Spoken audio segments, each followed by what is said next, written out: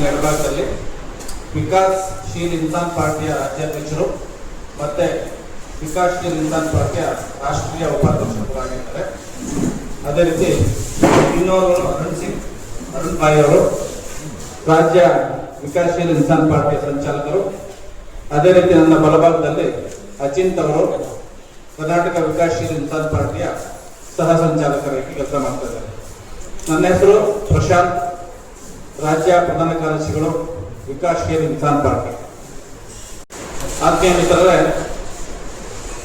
ಇವತ್ತಿನ ವಿಷಯ ಉತ್ತರ ಪ್ರದೇಶದಲ್ಲಿ ಕಮಲೇಶ್ ಬಿಂದ್ ಅಂತಕ್ಕಂಥ ಒಬ್ಬ ಮನುಷ್ಯ ಎನ್ಕೌಂಟರ್ ಆಗಿರ್ತಕ್ಕಂಥ ವಿಚಾರ. ಆತ ಯಾರು, ಯಾವ ಕಾರಣಕ್ಕಾಗಿ ಎನ್ಕೌಂಟರ್ ಆದ,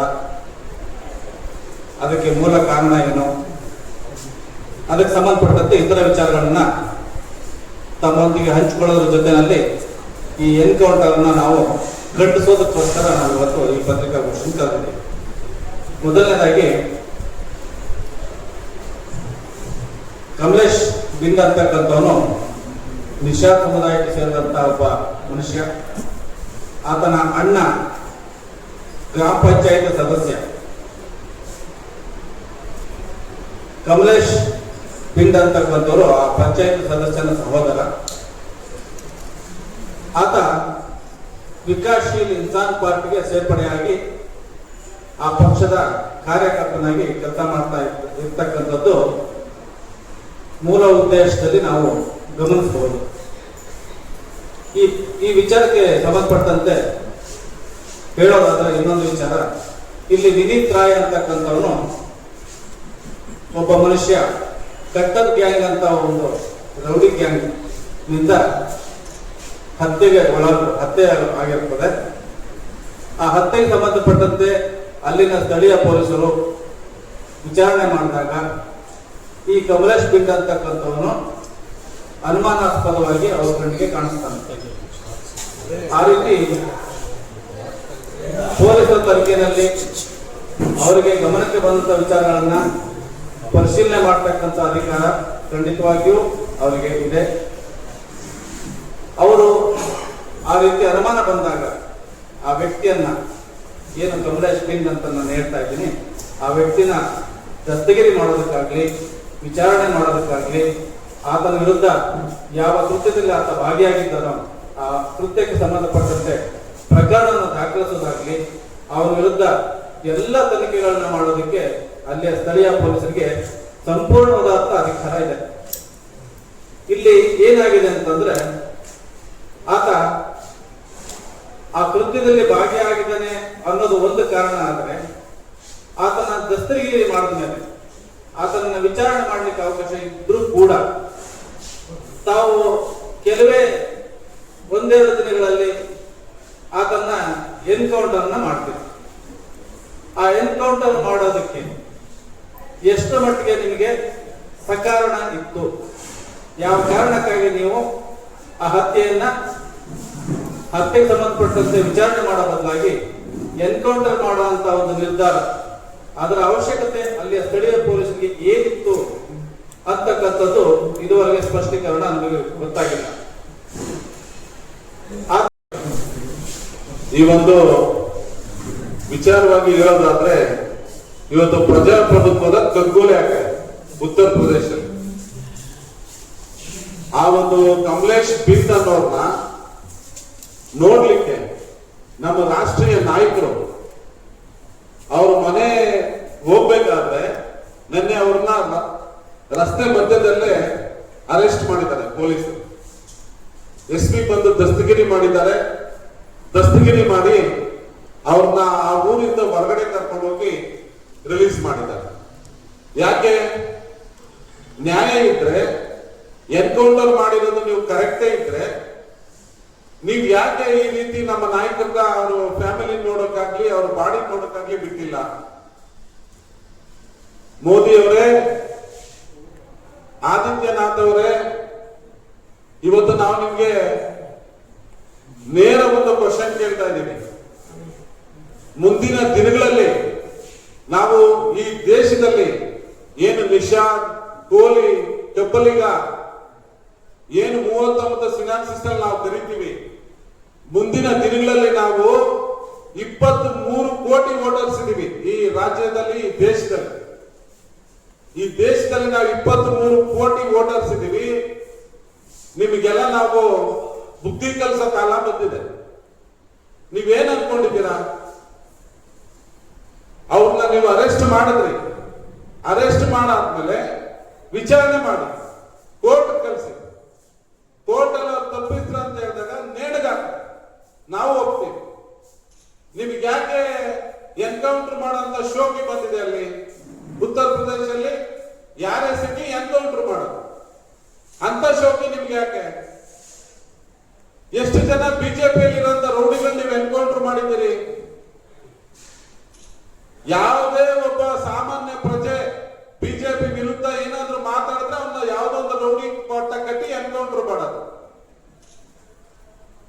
ನೀವು ಈ ರೀತಿ ಮಾಡಿದ್ದು ಸರಿನಾ?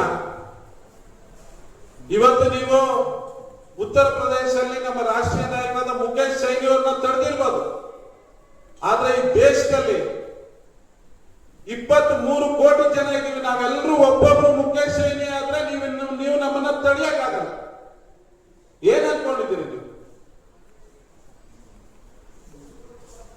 ಅಲ್ಲಿನ ಸರ್ಕಾರದಲ್ಲಿ ಸಂಜಯ್ ನಿಷಾದ್ ಅನ್ನೋ ಮಂತ್ರಿ ಇದ್ದಾರೆ, ನಮ್ಮವರು. ಅವ್ರು ಏನ್ ಮಾಡ್ತಾ ಇದ್ದಾರೆ? ಅವರು ಇದೇ ತಿಂಗಳ 1ನೇ ತಾರೀಕು ಒಂದು ಪ್ರೆಸ್ ಮೀಟ್ ಮಾಡಿದ್ರಲ್ಲಿ, ಈ ಸರ್ಕಾರದಲ್ಲಿ ನಮ್ಗೆ ಭದ್ರತೆ ಇಲ್ಲ, ನಮ್ಮ ಹೆಣ್ಮಕ್ಳ ಮೇಲೆ, ನಮ್ಮ ತಮ್ಮಂದ್ರ ಮೇಲೆ ಎಲ್ಲ ಗಲಾಟೆಗಳು, ಅತ್ಯಾಚಾರಗಳು ನಡೀತಾ ಇದೆ ಅಂತೇಳಿ. ಹಾಗಾದ್ರೆ ಅಂತ ಸರ್ಕಾರ ಅಂತ ಒಂದು ಸೀಟ್ಗೆ ಯಾಕೆ ಅಂಟ್ಕೊಂಡು ಕೂತಿದ್ದೀರಿ? ರಾಜೀನಾಮೆ ಕೊಟ್ಟು ಹೊರಗಡೆ ಬನ್ನಿ. ಸಂಜಯ್ ನಿಷಾದ್ ಸಾಬ್, ನೀವು ರಾಜೀನಾಮೆ ಕೊಟ್ಟು ಹೊರಗಡೆ ಬನ್ನಿ. ಬಿಜೆಪಿಗೆ ಯಾಕೆ ಅಂಟ್ಕೊಂಡು ಕೂತಿದ್ದೀರಿ ಅಲ್ಲಿ? ನಾಳೆ ಎಲೆಕ್ಷನ್ ಅಲ್ಲಿ ನಿಮ್ಮ ರಿಯಲ್ ಬಣ್ಣ ಗೊತ್ತಾಗುತ್ತೆ. ನೀವು ನಿಷಾದ್ ಸಮಾಜಕ್ಕೆ ಒಳ್ಳೇದು ಮಾಡಕ್ಕಲ್ಲಿ ಇದ್ದೀರೋ, ಇಲ್ಲ ಅಂದ್ರೆ ಪ್ರಧಾನಿ ಮೋದಿ ಜೊತೆ ಕುರ್ಕುರೆ ತಿನ್ಕೊಂಡು ರೋಡಲ್ಲಿ ಓಡಾಡ್ತಾ ಇದ್ದೀರಾ. ಅವರು ಡೆಲ್ಲಿನಲ್ಲಿ ಹೋಗಿ ಕುರ್ಕುರೆ ತಿನ್ಕೊಂಡು ಕೂತಿದ್ದಾರೆ. ಇಲ್ಲಿ ಇವರು ನಮ್ಮ ಜನ ಅಲ್ಲಿ ನಡಿ ರೋಡಲ್ಲಿ ಎಣಗ್ಲಾಗಿ ಬೀಳ್ತಾ ಇದ್ದಾರೆ. ನಾವು ಸಂಜಯ್ ನಿಷಾದ್ ಅವ್ರಿಗೆ ಹೇಳೋದಿಷ್ಟೇ, ಇವಾಗ ಅವರು ಬಿದ್ದಿರೋ ಗುಂಡು ನಾಳೆ ನಿಮ್ಮ ಮಕ್ಕಳಿಗೋ ನಿಮ್ಮನೆಯವ್ರಿಗೋ ಬೀಳ್ಬೋದು. ಇದೇ ಗೂಂಡಾ ರಾಜ್ಯ ತಳ್ಕೊಂಡು ಹೋದ್ರೆ ದಯವಿಟ್ಟು ಅದನ್ನ ನೀವು ನಮ್ಮ ಸಮಾಜದವರಾದ್ರೆ, ನಮ್ಮ ಸಮಾಜದ ಓಟ್ ತಗೊಂಡು ಗೆದ್ದಿದ್ದೀರಿ, ನೀವು ಅದನ್ನ ಖಂಡಿಸ್ಬೇಕಾಯ್ತು, ರಾಜೀನಾಮೆ ಕೊಟ್ಟು ಹೊರಗಡೆ ಬರ್ಬೇಕಾಯ್ತು. ಆದ್ರೆ ನೀವೇನ್ ಮಾಡ್ತಾ ಇದ್ದೀರಿ? ಮೋದಿ ಅವರ ಬೂಟ್ ತೆಗೆದುಕೊಂಡಿದ್ದೀರಿ, ಆದಿತ್ಯನಾಥ್ ಅವ್ರ ಬೂಟ್ ತೆಗೆದುಕೊಂಡಿದ್ದೀರಿ. ನೀವು ಬರೀ ಅಲ್ಲೂ ಇರೋ ಒಬ್ಬರಿಗೆ ನಾಯಕರಲ್ಲ, ಇಡೀ ದೇಶದ ನಾಯಕರಾಗುವಂತರು. ಇವತ್ತು ನೀವು ಅವರು ಬಿಜೆಪಿ ಅವರ ಬೂಟ್ ತೆಗೆದುಕೊಂಡು ಅಲ್ಲಿ ಬಿದ್ದಿರೋ ಬದಲು ಆಗಿರೋ ಒಂದು ಹತ್ಯೆ ಅದನ್ನ ಬಂದು ಹೊರಗಡೆ ಖಂಡಿಸ್ರಿ. ಈ ಒಂದು ನೇರ ಕ್ವಶನ್ ನಾವು ಮೋದಿಜಿಗೂ ಕೇಳ್ತಾ ಇದ್ದೀವಿ, ಆದಿತ್ಯನಾಥ್ ಅವ್ರಿಗೂ ಕೇಳ್ತಾ ಇದ್ದೀವಿ. ಇಲ್ಲಿ ಕರ್ನಾಟಕದಲ್ಲಿ ನೀವು ಬಂದ ಅವತ್ತು ಮೇ ನರೇಂದ್ರ ಮೋದಿ आपका कोली समाज का याद रखेगा, कुछ करेगा ಅಂತ ಹೇಳಿ ಮಲ್ಲಿಕಾರ್ಜುನ್ ಖರ್ಗೆ ಸೋಲಿಸ್ರಿ, ನಾನು ನಿಮ್ಗೆಲ್ಲ ಎಸ್ಟಿ ಮಾಡ್ತೀನಿ ಅಂತೆಲ್ಲ ಸುಳ್ಳು ಭರವಸೆ ಕೊಟ್ಟೋದು. ಇವತ್ತನಕ ನಮ್ಮ ಸಮಾಜ ಸುದ್ದಿನೇ ಅವ್ರ ಬಾಯಲ್ಲಿ ಬರ್ತಾ ಇಲ್ಲ. ಎಷ್ಟು ದೊಡ್ಡ ದೊಡ್ಡ ವ್ಯಕ್ತಿಗಳು ತೀರ್ಕೊಂಡ್ರು, ಎಲ್ಲರೂ ಅವ್ರ ಹತ್ರ ರಾಜಕೀಯ ಮಾಡಕ್ಕೆ ಬರ್ತಾರ. ಅಲ್ಲಿ ಏನು ಜನಕ್ಕೆ ಮಾನವೀಯತೆ ಸಾಂತ್ವನ ಹೇಳೋದು ಏನಿರಲ್ಲ. ಯಾವ್ದಾದ್ರು ಸ್ಟೇಷನ್ ಅಲ್ಲಿ ಪ್ರೂವ್ ಆಗ್ತೀಯಾ ಅವ್ರು ಗೂಂಡ, ಇಲ್ಲ ಅಂದ್ರೆ ಅವ್ನೇ ಕಮಲೇಶ್ ಬಿಂದ್ ಏನಾದ್ರು ಕೊಲೆಗಾರ ಅಂತ ಪ್ರೂವ್ ಆಗಿದ್ದಾಗ ನಮ್ಮ ನಾಯಕರಲ್ಲಿ ಹೋದ್ರೆ ತಪ್ಪು ನೀವು ಹೇಳಿದ್ರೆ ನಾವು ಕೇಳ್ತೀವಿ. ಇಲ್ಲ ಸರ್, ಅದು ವಿಚಾರಣೆ ಮಾಡಕ್ ಕರ್ಕೊಂಡು ಹೋಗಿದ್ದೀರಲ್ಲ, ಅಲ್ಲ ಸರ್, ವಿಚಾರಣೆ ಮಾಡಕ್ ಕರ್ಕೊಂಡು ಹೋಗಿದ್ದೀರಲ್ಲ, ವಿಚಾರಣೆ ಮಾಡಿ ಕೋರ್ಟ್ಗೆ ಹಾಕಿ, ಜೈಲ್ಗೆ ಹಾಕಿ, ನೇಣಿಗೆ ಹಾಕಿ, ಅದು ಆ ಸಾಂತ್ವನ ಹೇಳಕ್ ಹೋಗಿದ್ರು ಅಷ್ಟೇ. ಅದು ಎಣದ ಮೇಲೆ ರಾಜಕೀಯ ಅಂತ ನೀವು ಬಿಂಬಿಸ್ಬೇಡಿ ದಯವಿಟ್ಟು. ಸಿಬಿಐಗೂ ಕೊಡ್ಲಿ ಸರ್, ಅವರು ಸುಳ್ಳು ಅಂತ ಎಂದು ಪ್ರೂವ್ ಮಾಡ್ತಾರ ನಾವು ನೋಡ್ಬೇಕಾಗಿದೆ ಈ ಪ್ರಕರಣ.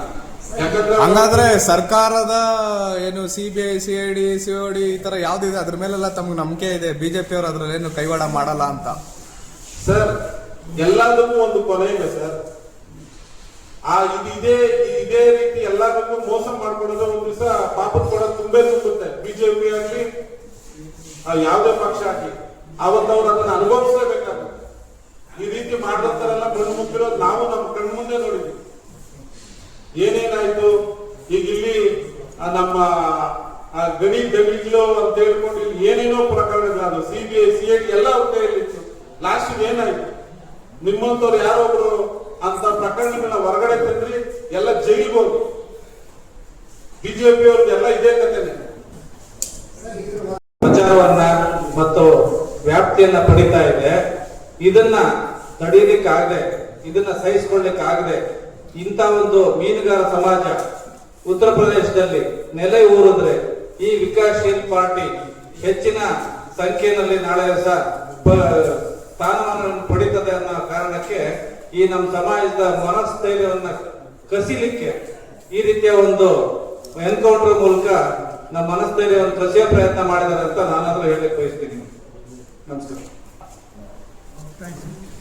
ಇವತ್ತು ಕಮಲೇಶ್ ಬಿಂದ್ ಅನ್ನೋರ್ನ, ಒಬ್ಬ ಅಮಾಯಕನ್ನ, ನಮ್ಮ ಸಮಾಜದ ಕಾರ್ಯಕರ್ತನ್ನ ಎನ್ಕೌಂಟರ್ ಮಾಡಿದ್ದೀರಿ. ಅದು ನಿಮ್ಮ ಸುಭದ್ರಿನಲ್ಲಿ ಇಟ್ಕೊಂಡು 2 ದಿವಸ ಅವ್ರನ್ನ ದಸ್ತಗಿರಿ ಮಾಡಿ ಇವತ್ತೇನು ಎನ್ಕೌಂಟರ್ ಮಾಡಿದ್ದೀರಿ, ಇದು ಸರಿಯಲ್ಲ. ಈ ಒಂದು ವಿಚಾರವಾಗಿ ನಮ್ಮ ರಾಷ್ಟ್ರೀಯ ನಾಯಕರು ಮುಖೇಶ್ ಸೈನಿ ಅವರು ಆ ಒಂದು ಫ್ಯಾಮಿಲಿಗೆ ಸಾಂತ್ವನ ಹೇಳಲಿಕ್ಕೆ ಏನಲ್ಲಿಗೆ ಅವ್ರ ಮನೆಗೆ ಭೇಟಿ ನೀಡೋ ಸಂದರ್ಭದಲ್ಲಿ ಅಲ್ಲಿನ SP ಮುಖಾಂತರವಾಗಿ ಪೊಲೀಸ್ನವ್ರು ಬಂದು ಅವ್ರನ್ನ ಅರೆಸ್ಟ್ ಮಾಡಿ 5-6 ಗಂಟೆಗಳ ಕಾಲ ಅವ್ರನ್ನ ಒಂದು ಕೊಠಡಿನಲ್ಲಿ ಇಟ್ಕೊಂಡು, ಮತ್ತೆ ನೀವು ಸಾಯಂಕಾಲ ತಗೊಂಡೋಗಿ 100 ಕಿಲೋಮೀಟರ್ ದೂರದಲ್ಲಿ ಬಿಟ್ಟು ಬಂದಿದ್ದೀರಿ. ಇದ್ರ ಹುನ್ನಾರ ಏನು? ಇದನ್ನ ನಾವು ದೇಶಾದ್ಯಂತ ಖಂಡಿಸ್ತೀವಿ. ನಾವು ಇಲ್ಲಿ 23 ಕೋಟಿ ಜನ ಇದ್ದೀವಿ. ಮೋದಿಜಿ 23 ಕೋಟಿ ಜನ ನಾವು ನಿಮ್ಮ ವಿರುದ್ಧ ತಿರುಗಿ ಬಿದ್ರೆ ಏನಾಗುತ್ತೆ ಅಂತ ನಿಮ್ಗೂ ಅರ್ಥ ಆಗುತ್ತೆ ಮುಂದಿನ ದಿನಗಳಲ್ಲಿ. ಸುಮಾರು ನಮ್ಮ ಸಮಾಜದ ಧ್ವನಿನ ಅಣಗಿಸ್ಲಿಕ್ಕೆ